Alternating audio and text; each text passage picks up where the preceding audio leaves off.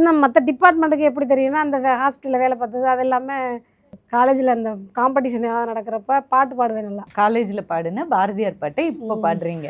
நிற்பதுவே நடப்பதுவே பறப்பதுவே, நிற்பதுவே நடப்பதுவே பறப்பதுவே, நீங்களெல்லாம் சொப்பனந்தானோ பல தோற்ற மயக்கங்களோ, கற்பதுவே கேட்பதுவே கருதுவதே, கற்பதுவே கேட்பதுவே கருதுவதே, நீங்களெல்லாம் அற்ப மாயைகளோ உம்முள்ளாழ்ந்த பொருள் இல்லையோ, அற்ப மாயைகளோ உம்முள்ளாழ்ந்த பொருள் இல்லையோ.